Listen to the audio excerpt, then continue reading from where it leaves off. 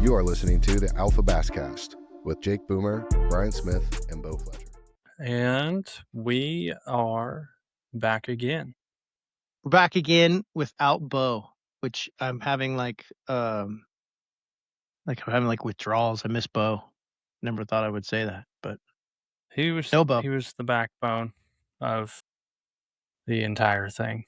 Let's be real. He kept us. We were pretty from much fighting useless online without him.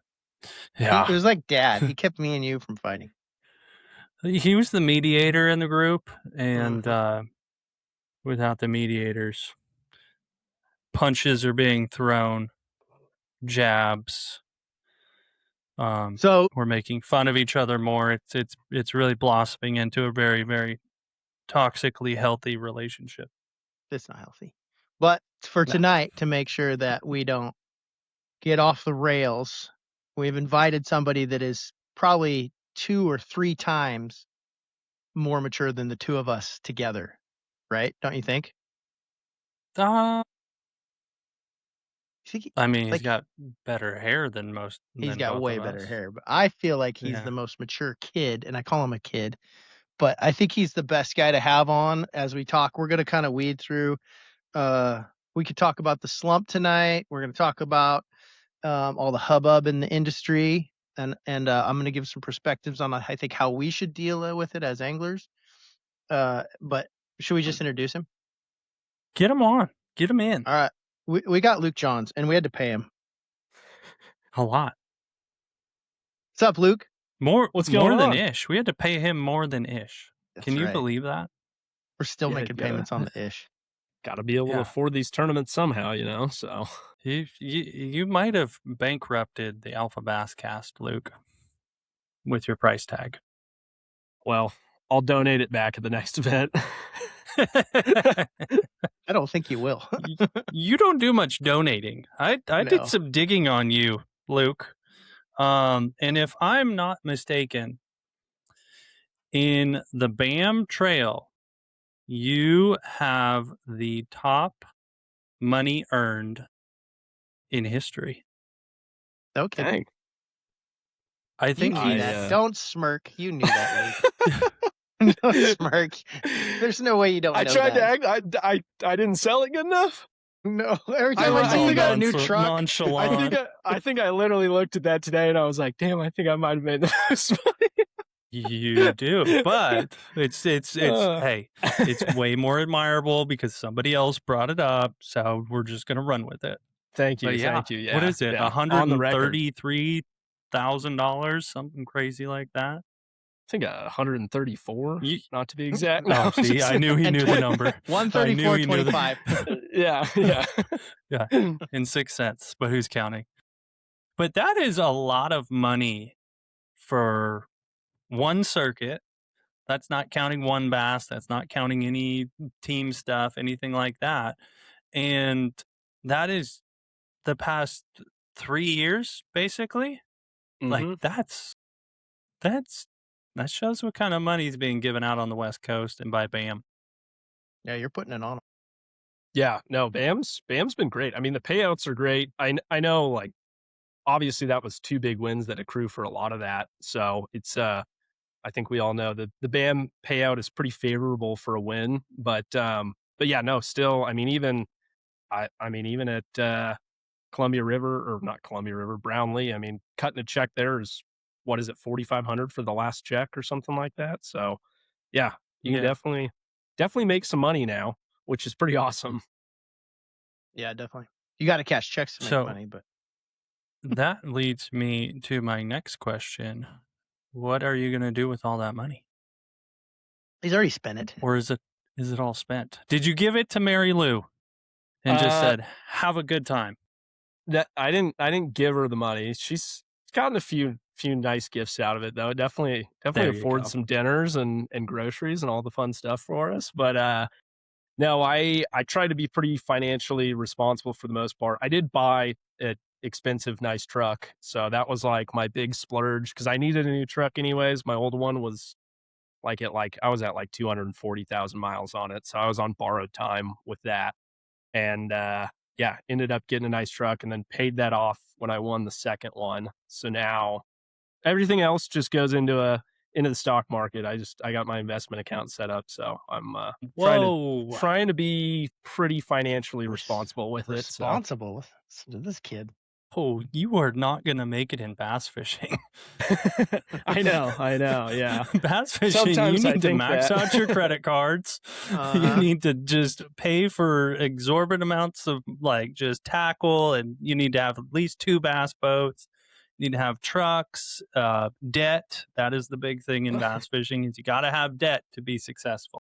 You're not trying. I heard you catch them better with debt. Yeah. That's right. The fish can smell it.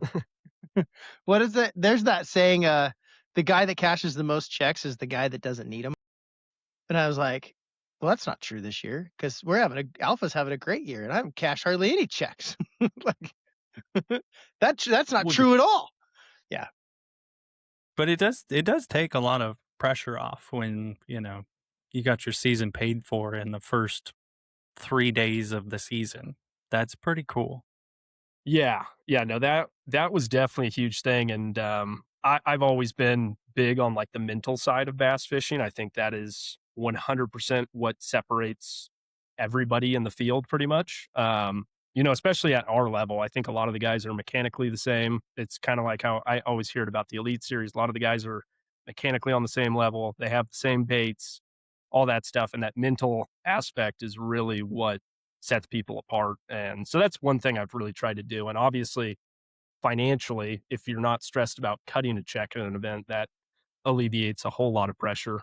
And then, if you can control all your other outside variables, then yeah, you're in the right spot before the tournament even starts.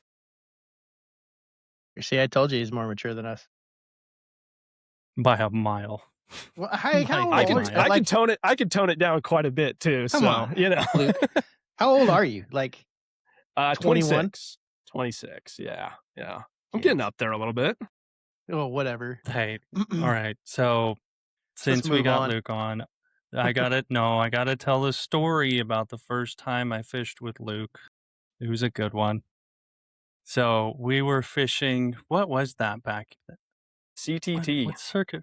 CTT. Yeah, Bill Cook was running the CTT at New Maloney's, and I draw this long-haired kid, and I'm like, well, we're going fishing. We're gonna bounce around a little bit. Thank goodness it was shared weight because he kicked my ass. I don't even want do I tell them your secret bait? Like, do you still use that? They don't even make it anymore, dude. I can't find it. No. Dang it. Yeah. They stopped making it a while ago. Spill the beans. I'm trying to catch him on a spinning rod and finesse him, and he's out of the back of the boat throwing this. I literally bought him at the tackle shop in town there the night before the tournament, and it was the Robo Worm swim bait that they used to make. And I put it on a wobble head, like a 1/2 ounce wobble head. And I was literally just like chucking it past all the trees because that was a low water year. So like all these like giant old trees that they never cut down were sticking out. And you'd literally just cast by a tree. They were like suspended. It would have been like perfect if you had like live scope back then because they were all just like up in the top parts of the trees. And I smoked them that day. That was fun. Smoked me. Yeah. I remember the one fish. I netted all of his fish, including the 6-pounder that he's like, hey, I got a good one. I'm like, do you really? Oh my God. Yes, you do. Let me go grab that net for you. Yeah, we were out in like 100 feet of water, I think, on some of those trees, and I threw it past one of them, and it just stops on the edge of it. I thought I was snagged, and it came up, and I remember we got it in the boat, and I was so early in my tournament stuff, and I was like so much adrenaline pumping through me. Bryant looked at me and he was like, you need to sit down, like just take a couple minutes. Cause I was like visibly shaking, and he made me sit down and like eat a sandwich and just like chill out. Cause I was like literally about to bounce off the walls. It was insane. The best part about that story is that Bryant was probably walking around the tournament. Everyone's like, they always are when they're around Bryant, like, oh, you caught him again. Well, what are you going to tell him? Actually, no. The underwear model kid in the back of my boat crushed him. Yeah, I played net boy all day, and I do not have too much pride to say that. Well, you got me back at Clear Lake when we fished together. I know you smoked them. Yeah, you smoked them pretty good, and 2 smallmouth that day too. I remember that. I ended up weighing one. That was wild. Yeah, they were both like 4-pounders. Yeah, were you with me? Did we run up to the north end, like from mid lake in the middle of the afternoon, and a bird hit the side of my boat? It was that tournament. I don't know if you were with me. That I can't remember for sure. Dude, so you know the turns? Yeah, I kind of felt bad. So you know the turns that like fly real fast and wild? I'm almost to Lafferty, and I see out of the corner of my eye this turn just dive bombing coming right in. I think he's going to go right over the console and like hit me in the face. All I hear is right into the side of the boat. I didn't look back. I felt bad. He was trying to pull some stunts for his girlfriend and look good, and he didn't make it. Deader than disco. He is. I gotta talk about how Luke got his name. So forever I've called him the male model, Bam's male model. And we're sitting at Brownlee on day 2, and I went by and I said something about them. I think it was Ish that was right by us. I was like, "Oh yeah, the male model." I said, "How you doing, male?" Like, "Good job, Bam's male model," or something snarky as I was trolling by you. And I think it was Ish. It's like, "Yeah, he's an underwear model," or something. Nailed it. And like every boat in the area went off. Yeah, the legend keeps growing. So I know. I think so. Yep. So that's what we call him now. He's Bam's male model. Pretty cool. But anyways, I wanted to call this. I was like, what are we going to call this? I'm sitting there talking to my wife, and I'm like, I think we should title this podcast, Luke Johns Must Be Cheating, because nobody's that good. My wife's like, do not do that to him. Like, I like you it. You can't tie the word cheater to any name in our industry right now, even if you're just kidding, without the AI bots and the bass holes or whatever their names are coming out, like Swim Bait Johnny's coming out and totally get obliterating. A ton of views on it, though. That'd be great. I thought it was a great idea. My wife's like, do not do that. He's a nice kid. You don't even know him. He's been kicking my ass in tournaments, Shaylin. There's no way I'm not going to be. Anyways, but I think that's what we should call it. With all the BS going on, we need some views. We don't have Bo anymore. I mean, we should just play the gray. I won't protest it. All right. You won't protest it? All right. I thought that was a good one because we had being who we are in the sport with everything that went on last week. And I asked Luke if it was okay if we talk about this on the podcast, because we should cover it anyway. At least give some people perspective from guys that are in the sport, but especially since it's in the league, and talk about it. But man, all you gotta do is say one little thing and the rumor mill goes crazy. That blows the phones up. My wife's like, dude, you guys are the most immature. Like, honey, it's humanity. Like, no, it's all you need is a rumor. All you need is a rumor, and it goes crazy. But there was 2 or 3 protests in our last tournament. At least 2 I know of. In Brownlee? All of them. There was one in Brownlee from an outside observer. Oh, I did hear about that. Yep. Yeah. I mean, it's just like crazy. And one of my buddies who was fishing a tournament up here got protested. Like, everybody's just like, he's doing this. And I just was kind of laughing. I'm like, and then I got a call from buddies like, you should have the co-angler, Joey's co-angler on it. I'm like, no, we're not doing like, well, after that, we'll have Randy block it on. Actually, we'd have them all together. So anyway, now you're thinking. Just get them all in one room. Do you just open the mics up? Don't even like mediate at all. Just let it go. Yeah. We can get live stream pay-per-view. Wheeler King. We get Milliken in here. Like, just all the most controversial people in bass fishing in one place. Oh, yeah. Well, and all you have to do to mediate it is every like 10 minutes, stop them from talking, and then throw one word out. Like, okay, all right, everybody's be quiet, and then go live scope, and then go. The whole thing would blow up again. Yeah. But that's bass fishing. And I don't understand why it's like that, but it's just people. I shouldn't even say it's bass fishing. It's just humanity. People like to make their opinions known when they don't know the facts. And they like to make sure you know how they feel, and they like to give unsolicited advice. And people thrive off of drama. And it's unfortunate because our sport doesn't need any more. We need some, yeah. We need some guys like Luke Johns just catching 6-pounders at the boat on a frog and just being fired up. We need more of that. Yeah, we need more Luke Johns. Luke, do you even do social media stuff? So I was pretty good about it, like all the way through last year. And then this year I kind of took a break. I got a new job, had some conflicts of interest. I'm working as a sales rep now, so rep some fishing companies. So I kind of had to like step away from a bunch of the sponsors that I'd had kind of long term.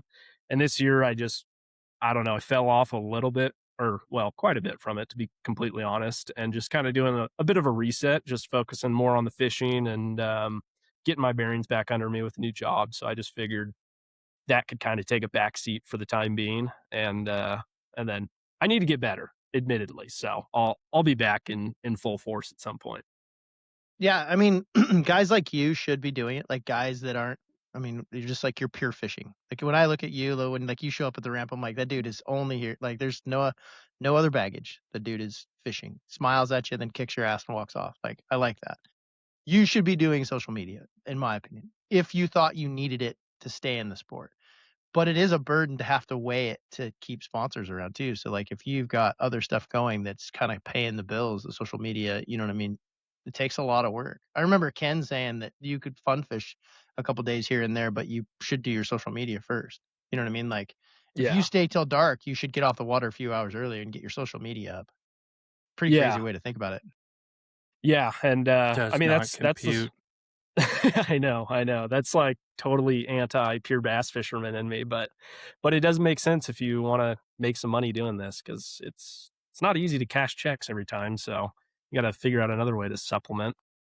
But you've done something cool, and you've gotten a job in the industry as a rep, and I'm going to blow this up on you, and your DMs are going to be incredibly packed, because who do you rep for?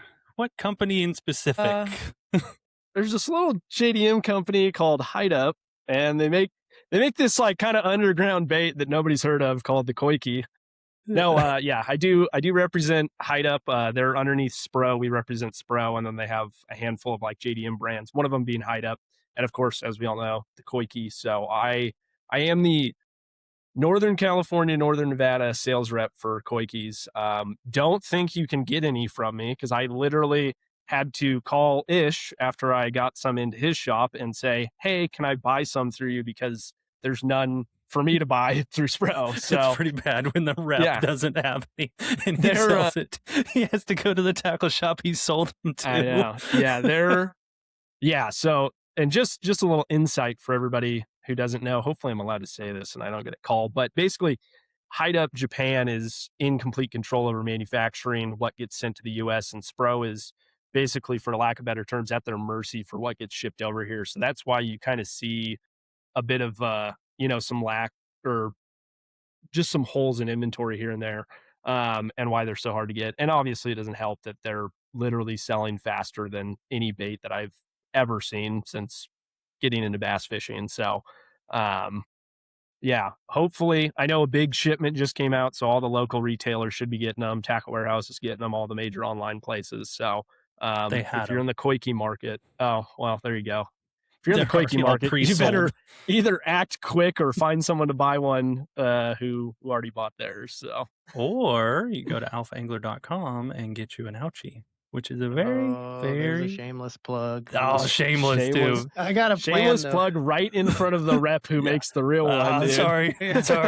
I got this plan, like right before, well, like 2 days before the Columbia River, we put a post up on social media that says, if you need a koiki, here's Luke John's number. He's the rep. God. Oh, God. His phone will be so dead from ringing constantly, he won't be able to take pictures of his keeper count. Yes, I love it. Oh gosh. He'll go to take a picture and his phone will ring and he'll be like, no, like do not disturb. Oh, he called again. Yeah, that'll be. I mean, not that I would do that. And in our day and age, me saying that, I'm probably going to get polygraphed and protested for even having the idea. I was just gonna say, genius idea. If that happens, I'm going straight to Mark with a written protest. So. Written protest. Some jackass put my phone number. Said call for quickies on a bathroom wall. Yeah. Bathroom at Redbud. It's got it written on the wall. Call for quickies. That's funny. That's cool that you got the job. So how long did you have to work in the industry before that was offered to you? Because I remember you used to work for Fisherman's Warehouse. Yeah, so I worked for, and technically I worked for Tackle Tech. That was the distribution side. So I worked as a buyer there for, I think it was a little over 4 years. And then the sales rep who was in my position, which I took over, basically contacted me and was like, hey, I'm getting out of it. I'm moving to another place. If you want it, I think you're the perfect guy. I'll basically, give you a shoe in and, say that you're the guy for this thing. And I jumped at the opportunity and landed it. And then, so I've been with them since November. So it's only been, 8 months. So still kind of getting the feel for all of it, but basically being on like the receiving end of a sales rep and who, I worked with sales reps every day in the buying position. So it was kind of nice to kind of have that basically experience of what a good rep is to a buyer before making the move over to being a rep. So that's cool. So that's two of you now. Colby Pearson's a rep. You're a rep. Yep. It's cool that the guys that really love the industry, like really love the sport and find their way into the industry, get to see both sides of it. I think it's from the outside looking in. I think it's kind of hard to everyone's like, you're so lucky, but you had to put your time in to figure out how to do it. You know what I mean? But totally. does being a rep help you have the time you need to be as competitive as are you? I mean, you're either really good or you're cheating. I mean, that's just kidding. I just gotta keep riding this because my phone keeps ringing off the hook about all this stuff. So we might as well. AI's gonna pick it up in the YouTube feed. We're gonna blow up. I'm gonna bleep out every time you say cheating. Everybody's a cheater. Anyways, go ahead. Sorry. No. And I was too distracted. Now I forget your question already. The question was like, being a rep and like, do you have the time you need to stay competitive? Yeah. So I will definitely say that getting into this position has definitely made a huge impact on my fishing. I think it's really easy for me to pack up and leave for a tournament now because I write my own schedule basically. So I can kind of like front load all of my basically work that has to be done in person with accounts and all that stuff before a tournament. And then the week of the tournament, focus on, obviously still make sure my accounts are taken care of, all that stuff, but more over the phone, computer work, that kind of stuff, and get up to these events and just have basically more extra free time and time to just kind of get organized and be mentally in a good position. So I 100% accredit a lot of the success I've had this year just to being in, an environment where there's a lot less of that like work stress leading right into an event. So that's been extremely helpful. I don't think people realize how much, even if you get there and your mind is clear the minute you land, the 3 or 5 days leading up to it have a major impact on an event. Do you think so? Totally. Yeah. I mean, this goes back to like what I was saying earlier, showing up to a tournament in the right headspace makes all the difference. And if you can have just like that extra time to make sure, you're not forgetting that extra bag of baits or all your rods are tied up and rigged before you even leave your house, sort of a thing. So, and that's one of the things me and Randy do. I travel with Randy Pearson and we show up to all these tournaments a day early and literally have like the whole day of our meeting just to like hang out at the Airbnb, get everything organized. Cause last year, a lot of the events I'd show up like, the night of the meeting. And then as soon as the meeting's over, you're like straight to the house, unpacking, in bed too late. And it's like, I 100% work way better if I am just like going into the tournament totally like everything's under control. I don't have any worries and can just like launch my boat and know that everything's taken care of. Totally get it. I feel that you. way. We're having a really big year, just with everything I got going on, kids graduating. But I feel like I'm mentally strong enough to deal with all that other stuff. But I feel the impact. I just think you don't realize it. I'll give you an example. When you saw me at Brownlee that second day, I was at the dam. Remember? Oh yeah, I remember. I found when I rolled into those fish, there was fish everywhere, and I'm like, I can cash a check on keepers here, like totally. Oh yeah, that I'm point like, you're on was loaded, dude. It was loaded, and this is stupid because I know I need points, but the minute I caught 5 on, I had 5 in the box. Like I had 5 before I got there. I found that point, and I'm like, I'm just gonna catch keepers. Well, I caught 5, and I quit weighing everything, and I literally feel like I was chucking 2 3/4 and 3 pounders back. Don't care. Jeez. Because I want keeper count, right? I didn't want to waste any time at all. And then the first 5 I caught or whatever I had was like almost 14 pounds. I like chucked back like a 15 or 16. Yeah, I weighed 1370, I think, or something like that. And I know my scale says I had a 209, a 2.09, and a 2.11. And I went through that whole period of that whole day chucking back pound and a half. I probably chucked back maybe a pound and a half coal, maybe a pound coal, whatever it would have been, but that would have been just as many points, if not more. But my mind is so closed to, I get tunnel vision, and I sat there and caught them and just kept catching them. I caught so many of them, but I just literally wouldn't even weigh them. Just back in the lake they'd go. I'd take a picture, back in the lake they'd go. I feel like that's definitely like a closed-minded. Maybe there's not enough mental units to make good decisions. Probably by the time I even show up, but who knows? Stupid stuff, right? But so you sore lipped all my 3-pounders that were on my point for the final day. Is what you were saying. If you saw me there and you saw that I didn't move, you shouldn't have gone there. I'm not kidding. I had one time that I caught I made 3 casts without a bite. That was it.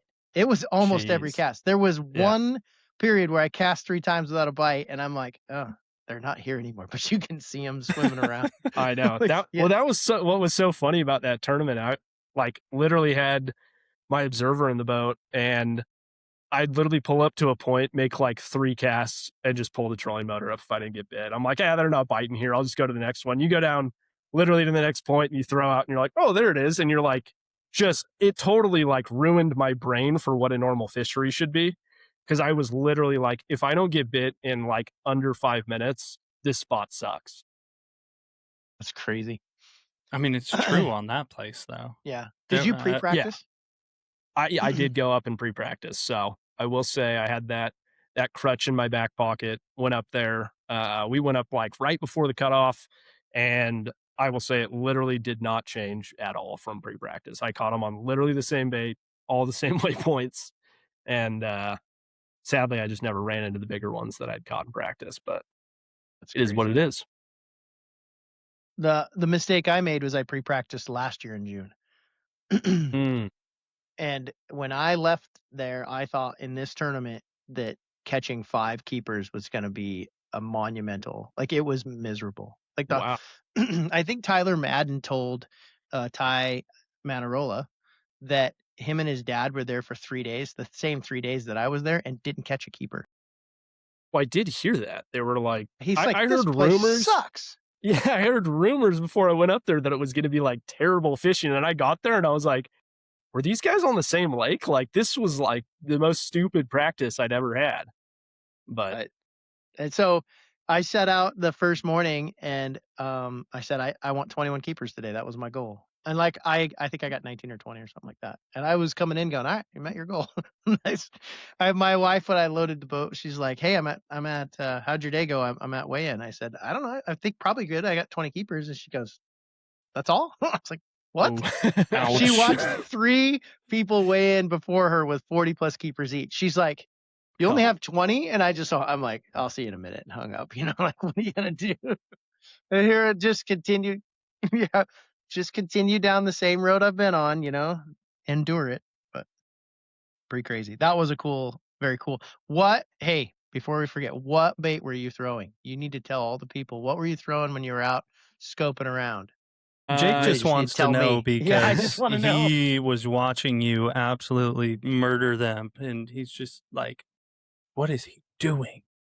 Yeah, I caught a few on a Kitech. Probably maybe 15 or so keepers over the first 2 days on a Kitech, just like a 3.3. And then majority of all my fish came on either a football head, half ounce, with like a twin tail on the back, or just a half ounce jig head with a hula grub on it. That was the first 2 days. That was probably 95% of the keepers I caught. And then the last day, mixed in a bit of a popper. I found like a little grass patch in the back of this pocket, and I landed one popper fish, and I think I had like 8 to 12 more bites, all within like 15 yards of each other. And they would literally just come up like, cuckoosh, this huge splash. Popper would go under, and then you'd like start to pull back, and you just see your popper float back up. You're like, dude, I think they would literally come up and like grab the tinsel on the back hook and literally just like go down with that. And I was like, I talked to Randy Maccabee about, like, he was throwing a topwater all of day 2, and he said he got probably 60 bites, and all the big ones, every single big one over 3.5 pounds that he saw, did not even open their mouth. Yeah, I would believe it. They're trying to run it over. I don't even know what they're trying to do. Yeah, hit it, stun it, no idea. Yeah, he said every single big one, literally, he saw their mouth completely closed. Yeah. Crazy. Well, that was a crazy thing too, because you'd think, oh, maybe they're just coming up to like knock it once and they'll come back and get it. You'd like watch them eat it, watch your popper float back up, and you'd let it sit there for like 10 seconds, nothing, you'd ploop again. Then they just never come back. You're like, okay. That's crazy. Yeah. It's a place I hope we go back to, though, for sure. Like when I pre-practiced it last year, I'm like, man, this is going to be a major disaster for BAM. That was my first thought, like a major disaster. And then that was a blast. That was one of the coolest lakes ever. Yeah. I mean, there's more smallmouth in that lake than I think the Columbia River, which I don't think is possible. There's more smallmouth in that lake than all of Oregon and California combined. Yeah, it's crazy. Yeah, that was definitely what it felt like. Not to like totally ignore it, because I'd rather talk to our guests than ever talk to you, but you did have a really good finish too, Bryant. Hey, me? Yeah, I'm tired of talking about how good you're doing, because like it's been since I've known you, I beat you like 3 times. So like I don't like to talk about it. But you never let me forget those 3 times. Anyways, the one thing I want to talk about was your day 2 morning. Because so Luke nailed it, right? It's where your head's at. You know what I mean? It's the way you deal with stuff. And you watch a guy like Bryant, or like you, Luke, or the guys that are really good, it's hard to get them rattled. Well, Bryant, when I saw Bryant on day 2, he was literally kicking his trolling motor. Like, it was right after we made fun of you. It's right after Ish called you the underwear model. I'm like, yeah, all right, I'll let them. I was like, I got this fire started. I'll let those guys beat up on Luke. I'm going to go beat up on Bryant. So I trolled out of there and went around the corner. And Bryant is like, well, one, if you ever see Bryant with a tool in your hand, take it away from him. That's like it's like a kid with a toddler. No, don't give him a tool. I'm like, he's standing there next to Brennan. I'm like, Brennan, take that away from him. Like, don't let him have that freaking tool. He doesn't have a license for those. Yeah, and he's like messing around with his boat. Then he gets up, walks to the front of his boat, and kicks his trolling motor 4 times. And I'm like, this is good. Like this is we need TV here. This is awesome. Yeah, no, that is I am going to take full responsibility for my trolling motor not working that morning. I'm still not sure what it is. I don't know if I'm going to take it in, but it intermittently cuts out. I've tried it with 2 different trolling motors. I think it's just a gremlin in there somewhere. But yeah, no, I fished the first hour and a half without a trolling motor on day 2. And it actually, I caught the big fish of the tournament without a trolling motor. I didn't realize it at the time. It just clicked in my head. Yeah. I was going to say, you still smashed them. So, yeah. You know, normally stuff like that, I'd be really, really, really mad. But when it happened, I was already thinking about how to fix it. Not the trolling motor, but how to fix the problem of not having a trolling motor. I have no idea how to fix it. Jake nailed it on the head. I should never touch a tool. I do more harm than good when I try to fix things. I just end up breaking more stuff.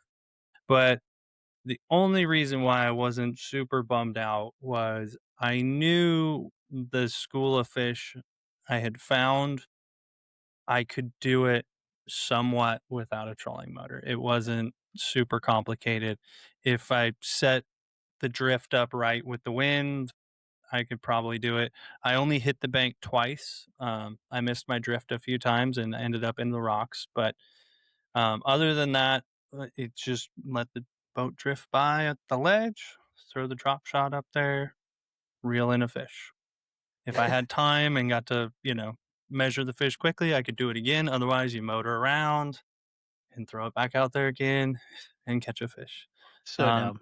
I got really fortunate having that spot. And then, magically my trolling motor starts working a half hour or an hour and a half into the day. So I got you want to talk about like relief. I've never felt that kind of relief, just not having to think about how I'm going to drift across this point. Like I have a trolling motor now. Like it's like when the batters swing practice swings with a donut on and they're like, "Oh man." Yeah, the weight, and they're like, "Oh, this is a heavy bat," and then they swing the first swing and then just come out of their shoes. It's like I had the monkey off of my back when it turned on. So yeah, no, it was a good tournament. It's a great tournament. It's a lot of fun. I got to catch him on a flutter spoon. That was fun. Me and Jake are still trying to figure out the right alpha rod for a flutter spoon. We haven't figured it out yet. I was using a chatterbound. That was fun. Caught a bunch on a drop shot, bunch on a jerk bait. I want to go back. Apparently, it's even better in the spring somehow. Like they're just all 3 to 4 pounds in the spring. Yeah, I was talking to one of the locals up there. I won't say who it is, just in case he before or after the tournament. Up. After the tournament. After the tournament. After third day. Yeah, you got to specify stuff now. That's true. That's true. Before I get protested, after the tournament on the third day, he came up to me and he was just talking about the springtime, and he goes, "Yeah, we were literally fishing a tournament." He goes, "I think we had caught between the two of us 100 fish before we put one in the box." Because he was like, he asked his buddy, they were fishing a team tournament. He's like, "What size you want?" He was like, "Oh, don't put them in unless they're 3 3/4 pound."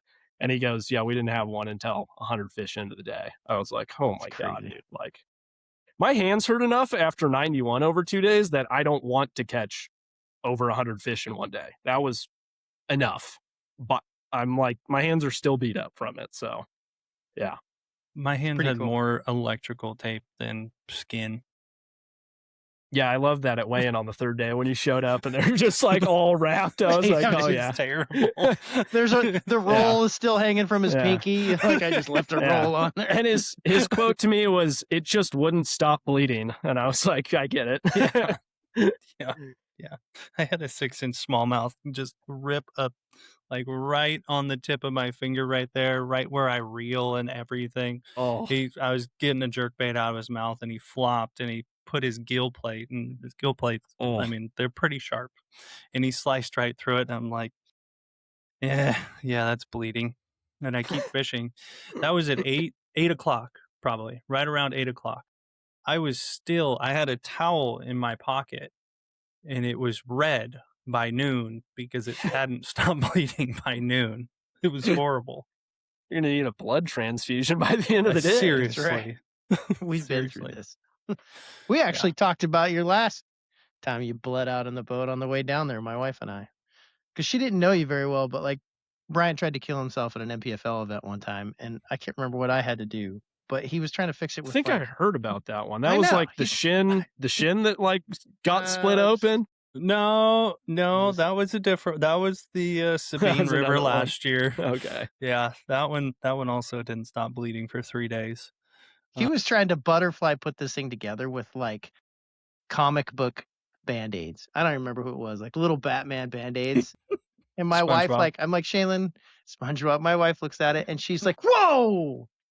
She's so mad. She doesn't even know him that good. She's like, "Get in the truck," and like had to take him to the ER. My gosh. It's like, she goes, "It took forever."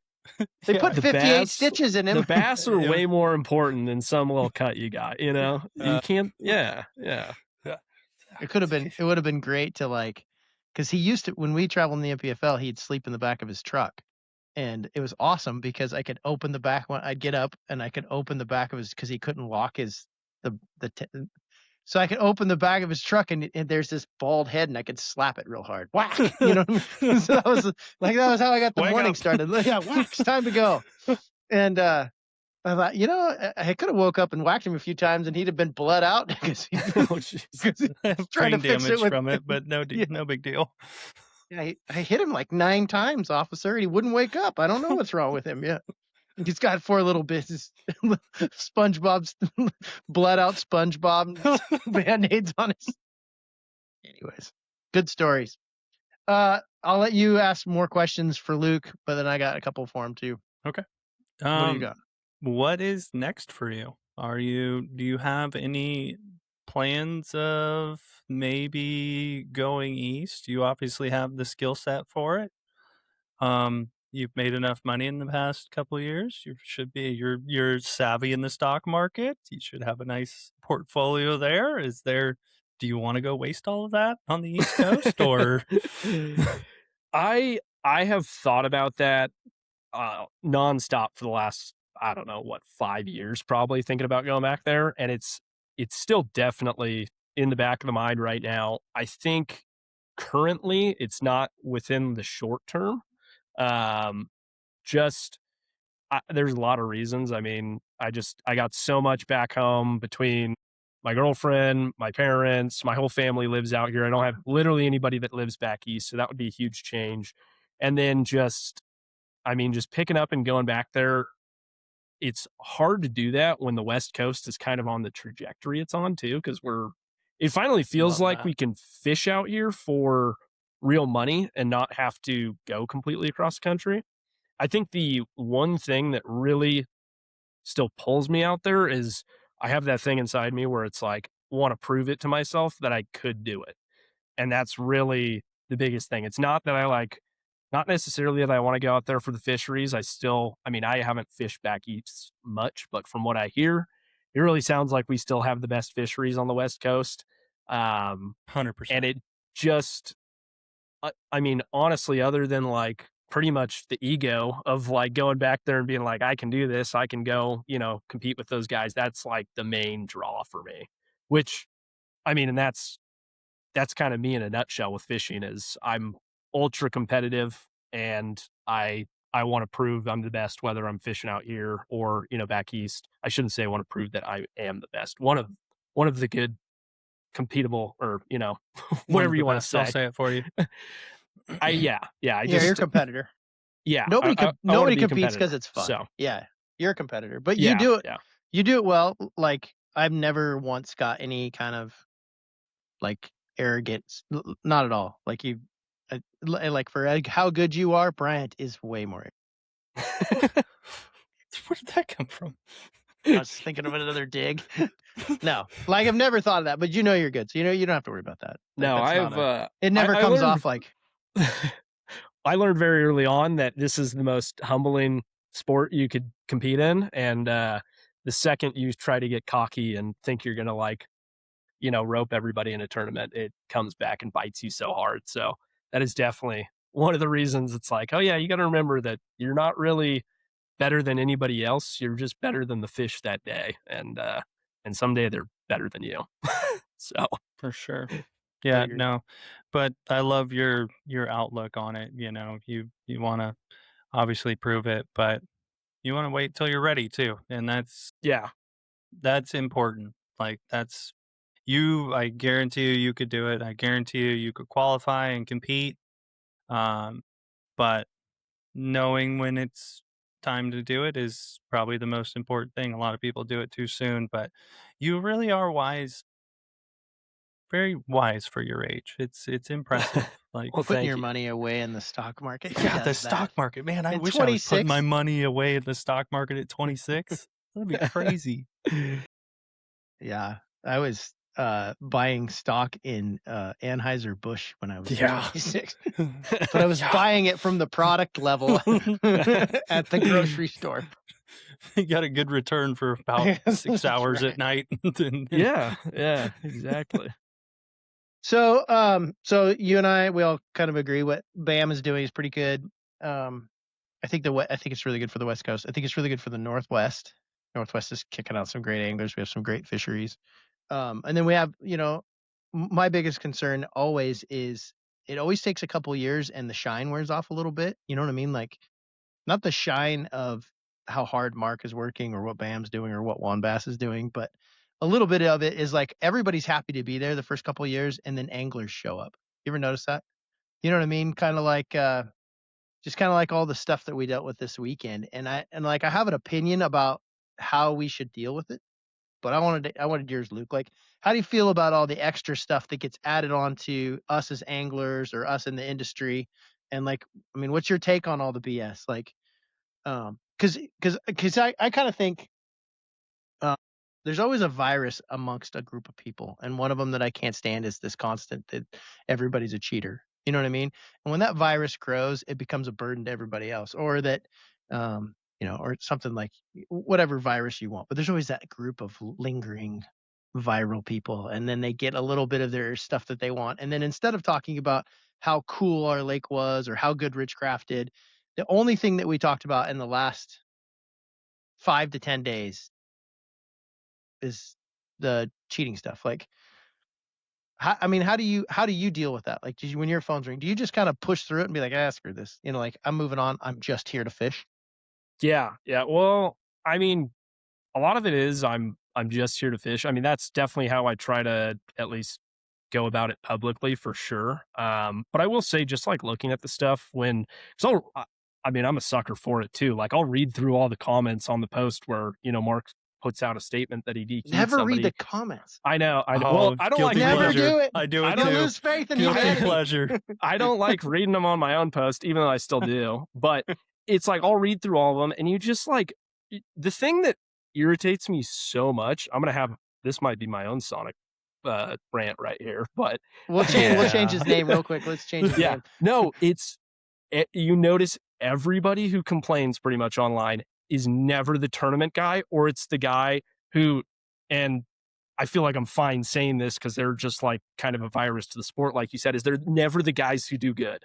It's like they just are there to start drama, and they're just mad at the world, whether it's because they can't compete on the level, or because they're not able to get the time off of work, or whatever it is. I feel like there's always an outside like thing that is what's triggering them, and it's never actually really what's going on at the tournament. They just want something to get online and start some drama about, and they do it. And it's terrible for the sport, because we're all trying to build something, I feel like. And I feel like at the ground level, every angler would enjoy it if our sport got bigger, we got more money in it. So that way, instead of, at the end of the year, we're all like doing our spreadsheet of how much money we made, and we're all red because of how much gas is and all this stuff. We could all be like, oh, well, we all have, 6-figure sponsors now because, we have a great sport and it's grown because everybody's positive. But instead, you just get these people who keep trying to tear it down. And I don't know. It just, the immaturity and the whininess is just like, I cannot stand it. And I mean, we saw it, and I mean, we even see it at like our own level at like our Super 60 stuff. It's like guys in the field who just like complain about whatever. And it's just like, it's so frivolous. It doesn't matter. It's just like, as soon as we get done with an event, all of those points that were made really don't matter, but that like negative energy just like still floats around. And I don't know. I try to be the person who just shows up and fishes, puts on a smile. I'm happy to be there. And that's the way I'd rather go about it. Totally agree. So I know you're young, but you have kind of an old soul going. You're smart. Wise so have you seen his years. when you're beyond your years for sure. I never would have thought you're 26. You've been in the industry. How do you think the industry reacts to us tournament anglers? So for the longest time, tournament anglers were the top of the sport, right? You had to figure out how to catch them when they're not catchable. It's always competition. There's always extra work. And then I kind of feel like as social media has come out and you've put so much personality to it, and we've kind of complained when things don't go our way, that the industry in itself, something that I belong to because I'm like you do, Bryant does, I think in the last 5 or 6 years, because of social media and because we're so vocal about things we don't like, the industry kind of is like, maybe I'll go sign a YouTuber. You know what I mean? Like, we don't look all the time as professionals. Does that make sense? Do you see that? Have you seen that? Because you work with all these big companies, Hide Up and Spro, and Yeah. No, I would totally agree. I haven't had necessarily like exact conversations about that with, high ranking people in these companies, but I would imagine it would be hard to argue the other side that it's not something that affects how our industry goes and where sponsors put their dollars. Because, like you said, it's way easier to sign some guy who gets on YouTube and goes out and fishes his farm pond and, has zero controversy around him because he's catching them on a spinner bait and, he doesn't have live scope. He doesn't have any of this that causes people to like, get all worked up. And then you look at the tournament side, and even if you're the guy who's doing it all right, even if you're the blueprint, there's always somebody who's like got something negative to say, whether it's, whether they caught him on live scope or, oh, that guy, like, he's only there because he's got mommy and daddy's money. And it's like, yeah, that's a good one. all that stuff. And that one, I mean, I even remember when I was like a really young angler, I used to always get like jealous when I would see guys with like super nice boats because I couldn't afford one. And I'd be like, oh, they're just like getting everything paid for. That's why they're good. And once you get to a certain level, you realize there's no way money could buy the level of skill that these people have. It's like, it doesn't matter if they're 18 or 65, you can't buy it. It's time on the water. And that's the only reason those guys are good. But yeah, I definitely think it has an impact on an industry, and hopefully we can kind of like right our ship a little bit. And I mean, I try to do my part, and I think if more people just kind of got away from the negativity, we'd probably get back to a better better state for our industry. Yeah, totally agree. That's kind of that's my rant all the time when stuff comes up because I love the sport. I think the one thing that's like something I've learned after this year with everything going on and not having a great year is just, are you actually grateful to get to be part of it? You know what I mean? And when I look at you, I think that's you. Like, I remember when your prop fell off at Almanor. Like, what's wrong with Luke? You went up and down one shoreline the whole time. You're like the whole prop shaft and everything fell off. But you were like Bryant was with the trolling motor. Like, all right, I guess I'm fishing here. Yeah. I remember. That's you were grateful to be, like, I'm grateful to be part of this sport, even if I'm sucking. You know what I mean? Like, even if things aren't going my way, I'm pretty happy to be here. I think that would change a lot of attitudes, right? Totally. Yeah. I mean, I think about that. I try to think about that and be mindful of that. Like every time I get on the water, you get on a lake like Brownlee, or you're like out in the middle of the desert at Mojave or whatever. And it's like, it's just so cool to be able to experience these places that normally most people would never go vacation there or something. But like you see so many cool views. You get to go like whatever, eat at whatever restaurant, find some little, like, there's just like all these little gems that get hidden within tournament fishing that is not just the on the water catching the fish that I really like. But I do remember that Almanor tournament, and I remember flying across to my first spot. I thought I had like the spot to go to because I remembered it from the last year. I was like, this one's going to be great. It sets up perfect. And literally just feel like thunk. And then my boat just like comes off pad and I'm like, what the hell happened? And I just trim my motor up and there's literally just no prop. And I remember like starting to panic and like get all worked up. And then I was just like, there's literally nothing I can do. Like, not a thing.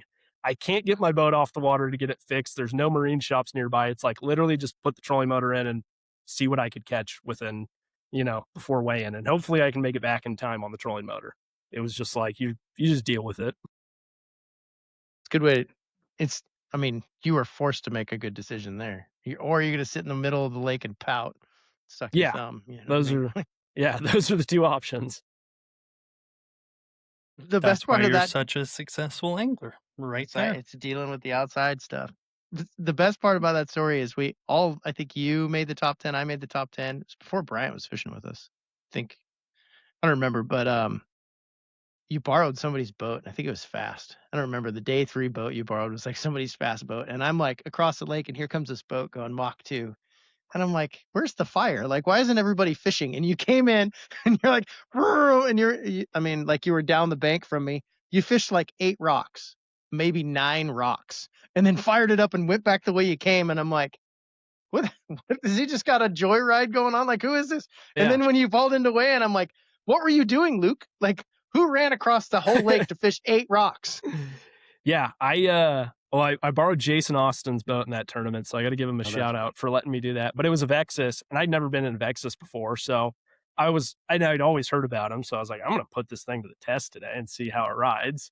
So yeah, I was not bashful with the borrowed boat, so sorry, Jason, but I didn't hit anything with it, so I figured that was good. But I just remember, like in the weigh-in line, I'm like, Luke, if you thought you were too close to me, just ask. I would have let you fish with me. Like, what you didn't, literally 8 rocks. Like, you made like 3 casts, fired the motor up. I'm like, is that guy in the tournament? Yeah. I don't know why I was fishing so fast that day. I think I had only fished that one bank, obviously, because my prop fell off the first day. So it was I had no practice. So I was just like, all right, we're just going to run and see what we could try to find today. And yeah, I did burn a lot of gas that day. So thanks, Jason. It was a lot cheaper back then. Yeah, that's true. That is very true. That's pretty awesome, Brian, making the top 10 without a prop on your big motor. Yeah. Like on a 200-yard stretch of shoreline, right? Didn't you just go up and down the shoreline for 2 days?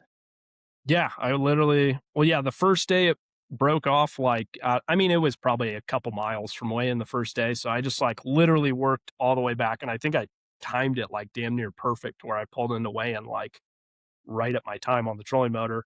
And then day 2, they literally called my boat number and I just went past them on the trolling motor and just started casting. It was at him. It was literally it's just might as well start fishing here. You told the blast off buddies in your way, hey. Yeah, dude, you're sitting on my spot, dude. Get off. Quit hole sitting, dude. Yeah. I remember I had that happen to me one time. I had no big motor at Lake Mead. And I asked the tournament director, I was like, hey, can I hold on to his boat and just get me out a little further? They're like, yeah, go for it. Quick so I just held, I don't remember who it was. I just held on to his boat. That's so like, awesome. Yeah, this is good. Thanks. I started fishing. It saved me 100 yards of trolling motoring. I just got out of the off limits. Yeah, that's 20 minutes right there, dude. Yeah, that's right. Yeah. Back then, trolling motors aren't what they were. You got to save what you got. Yeah. Oh, that's awesome. So we did good. We covered almost everything. I know that I talked more because I was trying to bogart all your time, Bryant, but I bet you have more questions. I want to make sure that you got to ask. Well, I just got one more. What did winning, because you won the championship, right? Mm-hmm. On the Delta, which is special, but now that was still when there was 30 guys? Yeah. Okay. So now that we have this expanded field, what was it like to beat literally all of the best in the West at Havasu? That was, I was actually riding up with one of the camera guys, to Brownlee. I drove him up. He lives right next to me and he asked me similar question. He was like, what was your most memorable tournament win? And I said it was Havasu, and it's a number of different reasons. I think that expanded field. Yeah. I mean, there's just about nobody on the West Coast that I could think of that's, not in there. There's a handful of guys that I think should be in there that aren't, but you pretty much had every single good fisherman, every single one of the best fishermen, I should say, on the West Coast in that tournament. And then to go do that on no practice on a lake that I had literally spent 5 days on last year for the WAN Bass, that was pretty crazy. And then also to kind of do it in the fashion that I did, which was literally just to win on the most basic bait that I grew up fishing. I literally won on a drop shot with a 6-inch robo worm on the back. It was it couldn't get any more staple, what I grew up learning how to do. So that was just everything that came together was extremely cool. And then it was just, I don't know. That was just such a crazy event because I went down there just after having a pretty poor year last year. I basically kind of just like squeaked into the championship last year. I think the only top 10 I made was in the championship, which again is in a smaller field. So to come out and kind of like have the perfect start to a year was just like everything came together, and it felt like everything literally just flowed the entire tournament. It was like one of those where you couldn't do anything wrong. And I remember at weigh-in the last day, or on the second day, Randy came up to me and, before anything was final, he's like, "Hey, do you want me to like tell you anything about what I had learned over the last 2 days?" And I literally was just like, "No, I don't want to know it. I don't think I need to know it. I'm dialed in the way I want to be dialed in." So it was really nice to just go out and just have like ultimate confidence on that last day. But then it still turned into like a grinder on the last day. I had to work for him for sure. It was not as easy as the first 2 days. That's super cool. Yeah, it was really cool. The frogfish was the best. Yeah. That was that was definitely like the highlight other than winning. But that was so funny too, because Thomas was in my boat, and I had told him the day before, because we were talking about, or we asked at the meeting if we could get in the water if it was like too hot or whatever. And Mark said, "Yeah, you guys can jump in." So I told Thomas at the meeting, I was like, "If you're in my boat anytime in this tournament and I catch a big one on camera, I will jump in the lake for you."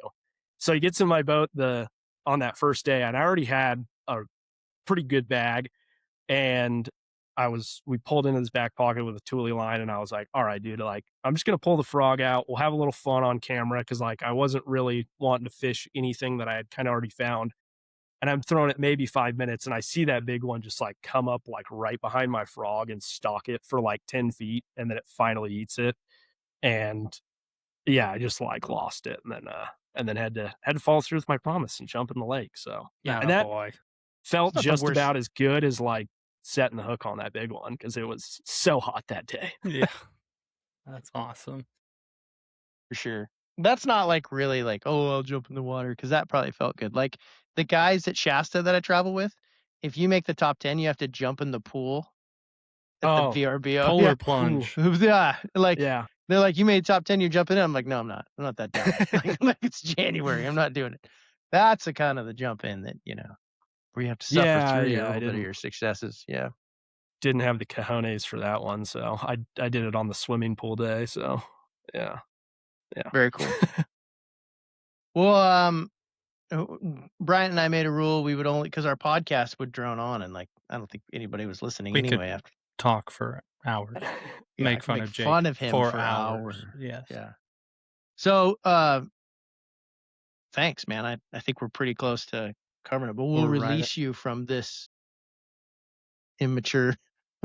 Yeah, you're way too mature for us too. Like we had to like step our game up, and we have to let out a little stupidity somehow, because you just make me feel I even dumb. comb my hair. No. Here, I'll throw a bone out here. I'm in Ely, Nevada right now. If anybody doesn't know where that is, it's in the complete east side of Nevada, in the middle of nowhere.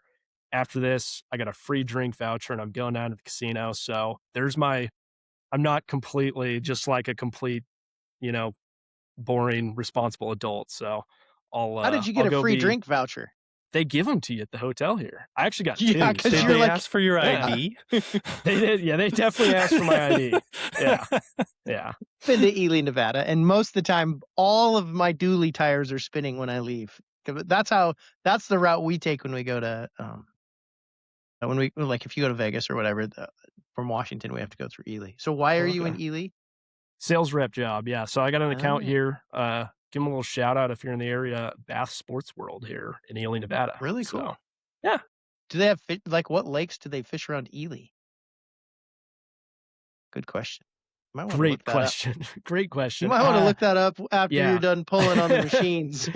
No, there's some small lakes around here, but I don't think there's like literally anything major within a large number of miles to fish. So that's crazy. But big hunting. Do they town, have so. koikis? No. No koikis. That was about to be the #1 tackle shop in America. Yeah, I was gonna see you in the morning when I was walking out of the hotel room, blowing by. Just made it. 10-hour drive. Where are those koikis at? Very cool. That's awesome. Well, we appreciate your time, and yeah, thanks, Luke. Yeah, man, you got a bright guys for having me. Bright future ahead of you in this sport, whichever way you want to take it. Yep. I hope you go east. Leave us alone.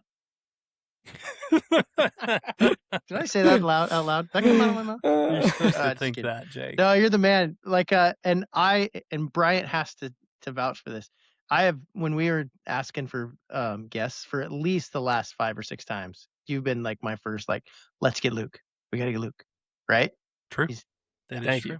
Thank you. Yeah. And Bryant was like, I don't even like that kid. And I'm like, no. He's holding on to the grudge from New Maloney's. He kicked my ass the Maloney's 15 years ago at New Maloney's. It's not cool. Yeah. Well, cool, I appreciate you guys for having a podcast because, like I said, all the driving definitely need something to listen to. So now you get to listen to yourself. Yeah, that's right. Yeah. If you want to dumb down your IQ, turn on the Basscast. All right, man. Well, we appreciate it. Have a good one. All right, Brian, better see you the next Wednesday nighter. I need a boat. Let's fish it. Bounty's out. I actually don't have a partner. I'm in. All right. I'll have to tell my mom she's not fishing, but I think she'll be okay. You're ditching your mom for Brian Smith? No. She understands. She'll understand. She won the last one. She's got. That is true. They'll kick us out if I show up with her again. So that is true. True. I think we might cause some problems if we show up in the same boat too. Somebody might. We'll get protested for sure. A couple of cheaters. Hey, why not everybody else? Yeah. We're supposed to be saying goodbye, but the best time, your mom, like, one time, so this lady, and I'm like, I've seen this woman before, and she's like, "Are you Jake Boomer?" And I'm like, is that like after Depends. I think one of the Columbia River? And I'm like, no, it's just, yeah, well, we're watching you on the bass thing all day, and Luke was catching them, and then you'd catch one right behind him, and I'm like, you're Luke's mom. I'm like, but the look she was giving me was like I didn't do it. I swear. Bryant did it. She's like more competitive than me. She literally like has all the stats done before weigh-in starts.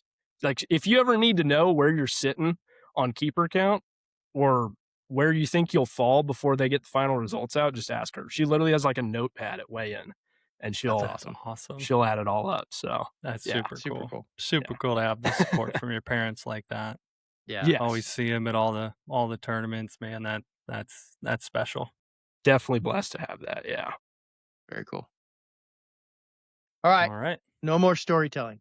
All right. Slot machines are calling. So all right. You probably win a couple mil. Don't gamble. Don't put it. Don't gamble your stock portfolio. Just use no. Get some player credits and use the casino money. Yep, that's the plan. Cool. Thanks, Luke. Thank you. All right. Thanks, guys. See ya. You could just click Luke out and leave it on, and then we'll do the ending. We post-edit this, Luke. Yeah. He doesn't know how to do that. He already left. Look, I didn't even have to do it. All right, we're still recording. That's just where we miss Bo. I know. Bo did it. That was so much pressure. I did not, like, there was I don't know. It gave me a warning, like, hey, if you do this, his recording, something will happen to it. We forgot to tell him to leave his. Is he got 100% up? He was at 99%. He's good. Okay. We should text him and tell him that. But I think we could decide if we want to put this in or not. But I think we should go over the Joey thing. Top down. What do you think? Top down. Let her eat. The only reason I think we should go over it is because it's like the only thing anybody's talking about in bass fishing right now in the Northwest. Do you agree? Northwest? You mean the West Coast? West Coast, yeah. Like, I remember Rogan saying never read the comments. So I never read the comments. But I know a bunch of BS is going on. But there's a lot of comments. Don't read it. It's my guilty pleasure. Anyways, like from what we know as anglers, from the very beginning of it, and like straight up the structure of it, I think Mark did a really good job. I don't think that could have been handled any better. Do you? No, and it's a terrible position to be in. And if you're, I mean, I'm gonna go off on a Sonic rant right here. If you think they wanna, if you think Bam and Mark and Michael Bray are out there bloodthirsty, wanting to DQ people and have like they do not live for this. This is the opposite of what they live for. They hate doing stuff like this. You're put in an impossible position, and do not attack the organizations. Like, it's their job to keep it fair, and they did about as good of a job as I've ever seen on trying to give everybody an opportunity and to be upfront with what's happening. You know, some organizations like to sweep it under the rug, but they were upfront.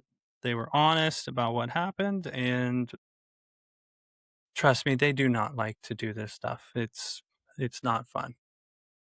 It's not a good thing. And I think like everybody's talking about the polygraph thing because you and I had a podcast about the dangers of polygraphs. But in this particular situation, when you have all of bass fishing controversies will be he said, she said, right? Unless you're caught by somebody or of camera or whatever. And but then after that, the only way to fix he said, she said is a polygraph, right? And so Mark offered that. He did his thing. There's a lot of people like, well, polygraphs are only so accurate. I agree with polygraphs could be somewhat inaccurate when you're like just looking to find out if a person may have cheated over the course of 3 months, like when you guys were being polygraphed at Bass, right? You're kind of hunting for multiple questions. In a single question situation, you're probably going to get one of 3 answers: negative, positive, or inconclusive. I'm pretty sure Mark would have only taken a positive. I don't know, but I know that that's the only thing you can do. I honestly don't even know how you would solve that problem. And so somebody said, well, they should polygraph the accuser. I'm pretty sure that had Joey, if they'd gone through that, that would have been an option. So I think there's a lot that goes into that. I feel bad for Joey. I feel bad for the league, but it's also not good for, somebody made, well, it's the integrity of the sport. I actually think that what Mark did was the most integral thing you could have done, in my opinion. Tell me you're wrong. Tell me I'm wrong. Like, what else could you have done? No, we gave him an opportunity to clear his name. Yeah. And Joey's decision doesn't mean one way or the other. It's not it's not an admittance of guilt, if that's even a word. He just didn't want to deal with it, and he moved on. 100%. No, there's no conclusion. It's just over. Yeah. Well, that's all it is. I mean, it's funny. The funny thing about fishing is like, I know, and Hickey would probably not care that we talked about it, but Hickey got protested by a guy that was on the water that just didn't like him. Just him and him, they have a beef from time ago, and he was watching Hickey, and he thought he caught Hickey doing something, and he ran back to weigh in and turned him in. Like, could you imagine what Mark was thinking at the end of this tournament?